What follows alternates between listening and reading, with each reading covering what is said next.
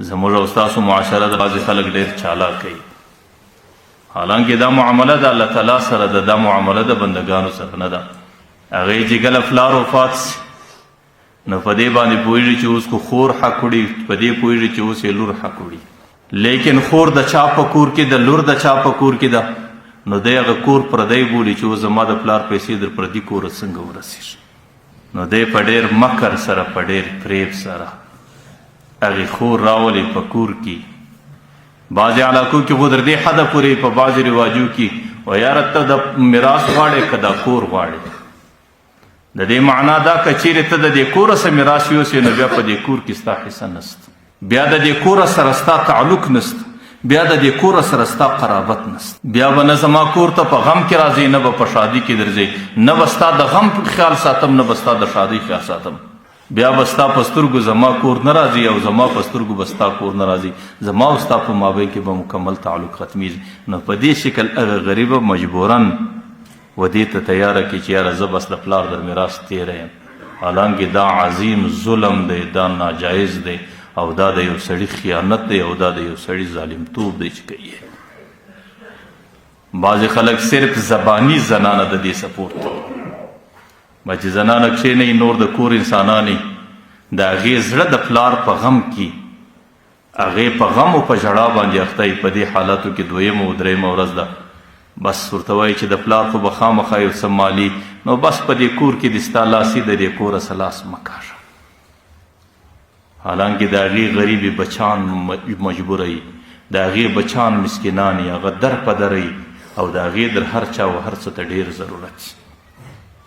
لیکن کله کله پیغور و مخ ته ورته کښېږي و یاره په دې قوم کې در اوسه چا میراث نه دی وړی، تی څنګه وړي؟ نو د پلار په میراث وړلو باندې د هغې خور پزه پرې بولي، لیکن په خپله باندې نارینه دی، د ده پزه د خور د میراث په خوړلو، د خور د حق په خوړلو د ده پزه نه پرې کېږي. لیکن چې کم مال الله تعالی هغې ته ورکړی دی، د الله تعالی د طرفه یو تحفه ده، هغې ته بغیر د محنته د پلار په مال کې د پلار په ذریعه الله تعالی هغې ته ورسوی. هغې غریب ته وایي چې که چیرې تا مال واخیستی په دې باندې ستا پزه پرې کېږي. نو هغې ته پیغور هم مخته مخته کوي، هغې ته رواج هم مخته مخته کوي، هغې ته نور د قرابت خبرې هم مخته مخته کوي. نو زباني طور هغې د میراث څخه دستبرداره کړي، حالانکه په شریعت کې د دغه زباني دستبردارۍ یوه ذره رعایت نشته، نه د دې څه ترتیب شته، نه دا جایز دی، نه په دې شکل باندې هغه مال دته حلالیږي، نه په دې شکل باندې دا مال د هغې غریبې د ملکیت خارجي شي. حالانکه دا خو هندوانه، دا د هندوانو رسم دی. په هندو مذهب کې دا خبره شته چې کله فلار مړ سو نو د هغې د مال مالک به ټولو نارینه اولاد شي، چې د هغې څومره زامن دي د هغې مال به زامنو ته ورپاتېږي، او د هغې چې څومره لوڼې دي هغې د پلار په مال کې حصه نه لري. دا د هندوانو مذهب دی. او که یو سړی په خپل عرف کې، په خپله معاشره کې، په اسلامي معاشره کې دا عمل کوي، نو بیا د ده عمل ته د هندوانو د عمل په نظر کتل کېږي، او بیا د ده عمل په اسلام کې هیڅ اعتبار نه لري. بلکې د هغې دپاره بهترینه طریقه چې کله د فلار د مرګه سبا څومره حصه د خوري، د ټولو څه مخکې ما در ټول د علماو څه مسله تلاشول، چې کله علماو مسله دله درکله نو چې کومه حصه د خور د هغې به در خوره پورې رسئ،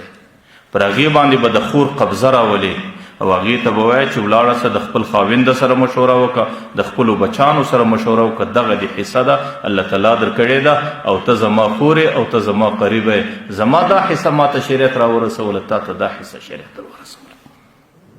او ته وایې چې ستا د حصې نور زما په کور کې څه بندوبست نشته، ستا د حصې زما په کور کې نور څه ضرورت نشته. ورته کې په خپلو بچانو باندې خورې هم ستا اختیار دی، که د خپلو بچانو یو ضرورت ورپوره کوې هم ستا اختیار دی، او که د بچانو ضرورت پوره دی په یو مسجد کې لګوې هم ستا اختیار دی،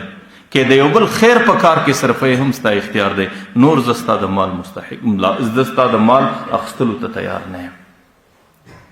نو په دې شکل باندې پر هغې باندې د دې زنانې قبضه راوستل، او په دې شکل دې زنانې ته په لاس باندې ورکول، او په دغه شکل باندې خپله ذمه د هغې څخه فارغ